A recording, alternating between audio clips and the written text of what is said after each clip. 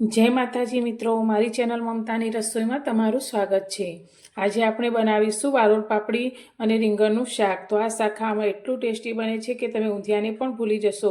तो एकदम चटपटा मसाला साथे आपणे आजे शाक बनावीशुं। तो शाक बनाववा माटे मैं अत्यारे 300 ग्राम आ रीतनी वालोळनी पापड़ी लीधी छे अने साथे 200 ग्राम जेटला आपणे आ रीते रवैया રીંગણ जे कहेवाय ते लीधा छे। तो हवे आपणे पापड़ीने पहेला तो समारवानी छे। तो आ रीते उपરના भागने कट करी અને તેમાંથી જો નસોનો ભાગ હોય તો તેને આપણે દૂર કરી લઈશું। તો કૂણી પાપડી હોય તો તેમાં બહુ વધારે નસોનો ભાગ નથી હોતો। તો આ રીતે બે ભાગ કરી અને તેના વચ્ચેથી આ રીતે ભાગ કરી અને ટુકડા કરી લઈશું। અને જો કોઈ દાણાવાળી હોય પાપડી તો તેના આ રીતે આપણે દાણા અંદરથી કાઢી અને અલગ કરી લઈશું। તો આ જ રીતે આપણે બધી જ પાપડીને સમારવાની છે।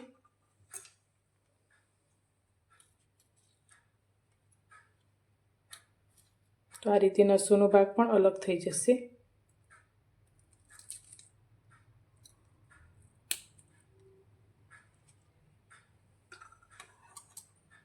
આપણે રીંગણને પણ સમારવાના છે। તો પાછળનો આ ભાગ છે તેને આપણે આ રીતે કટ કરી લઈશું।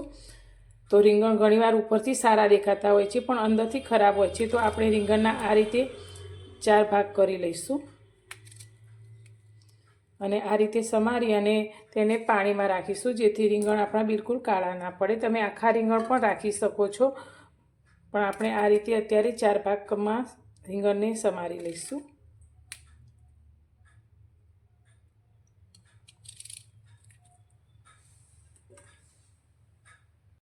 આપણે રીંગણ અને પાપડીને સારી રીતે સમારી લીધા છે।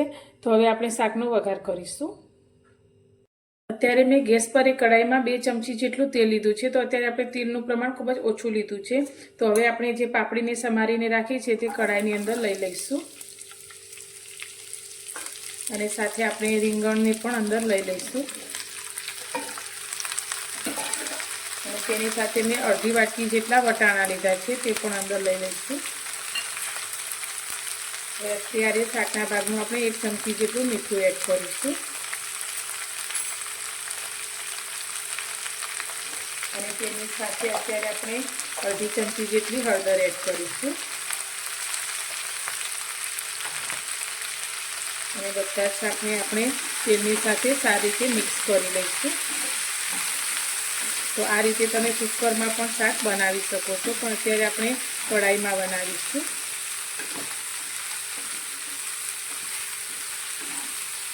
तो आ रीते तेल में शाक ने मिक्स करवाथी शाकनी ऊपर तेलनुं ए कोटिंग थई जशे अने शाक ए आपणुं एकदम स्वादिष्ट तैयार थशे अने तीखुं जरा पण नहीं लागे।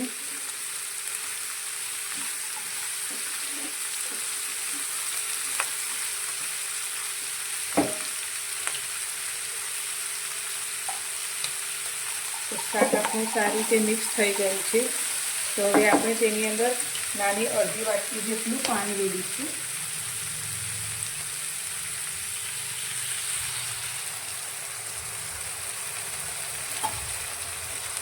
અને શાકને હવે ઢાંકી અને આપણે સારી રીતે બફાવા દઈશું।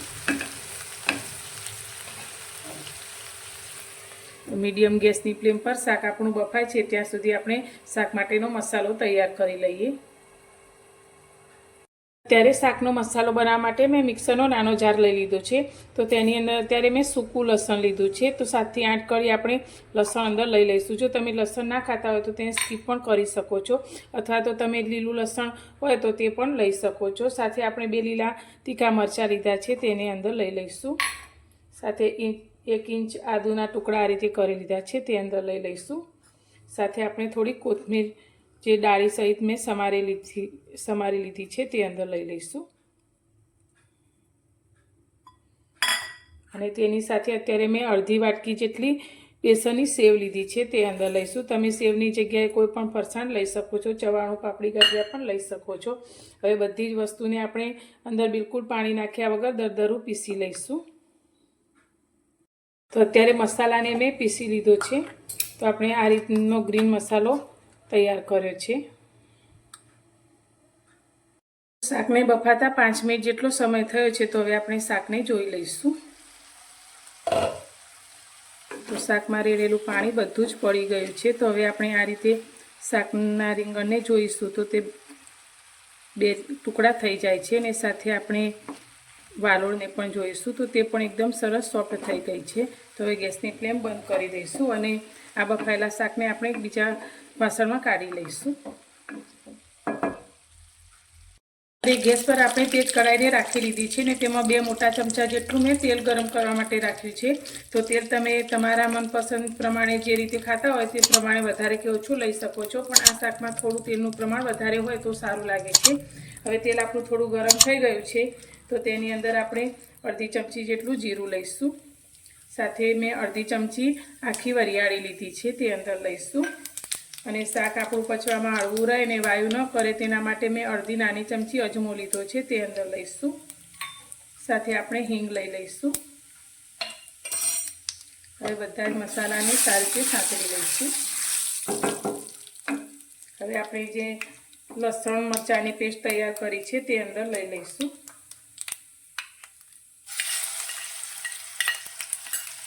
અને તેને પણ તેલમાં સારી રીતે સાંતળીશું. તો ધીમા ગેસની ફ્લેમ પર મસાલાને સારી રીતે સાંતળી લઈશું.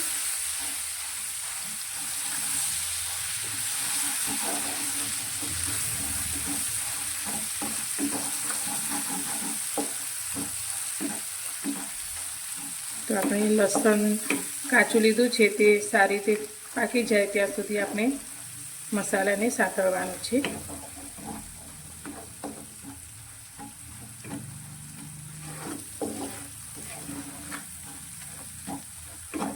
તો મસાલા આપણા સારી રીતે સંતળાઈ ગયા છે. તો અત્યારે મેં 2 ટામેટાની આ રીતે પ્યુરી કરી લીધી છે તે અંદર લઈ લઈશું.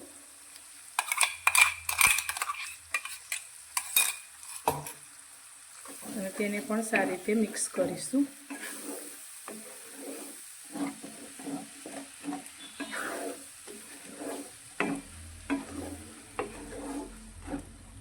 હવે અત્યારે આપણે આ મસાલાના ભાગનું અંદર મીઠું એડ કરી દઈશું. તો નાની અડધી ચમચી જેટલું આપણે અત્યારે મીઠું લઈશું.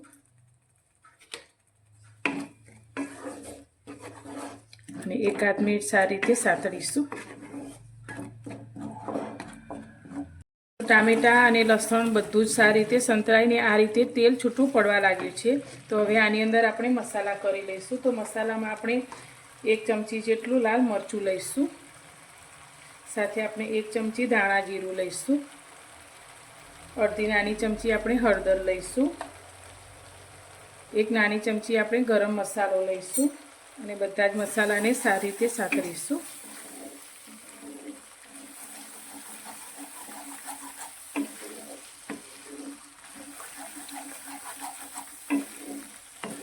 તો મસાલા આપણા બધા સારી રીતે સંતળાઈ જાય તેના માટે અત્યારે આપણે થોડું અંદર પાણી 2 ચમચી જેટલું ઉમેરીશું.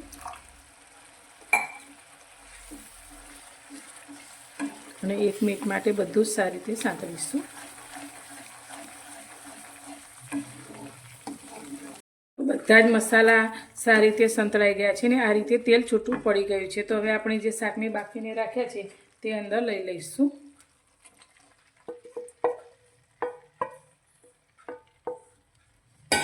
અને તેને સારી રીતે મિક્સ કરીશું. તો તમે ક્યારે આ રીતે વાલોળ પાપડી અને રીંગણાનું શાક ના બનાવ્યું તો એકવાર જરૂરથી ટ્રાય કરજો.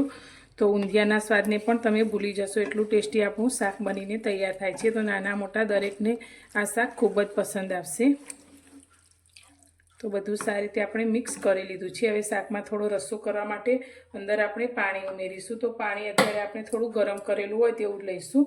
તો અત્યારે અડધી વાટકી જેટલું ગરમ કરેલું પાણી અંદર ઉમેરીશું.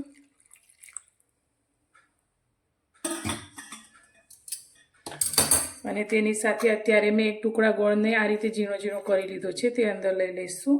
અને તેની સાથે અત્યારે અડધા લીંબુનો રસ લઈ લઈશું.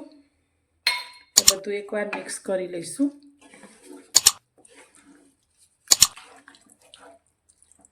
તો તમારે જે રીતે રસો રાખવો હોય તે રીતે તમે પાણી અંદર એડ કરી શકો છો. હવે ફરી આપણે ધીમા ગેસની ફ્લેમ પર 5 મિનિટ માટે ઢાંકી અને આ શાકને થવા દઈશું.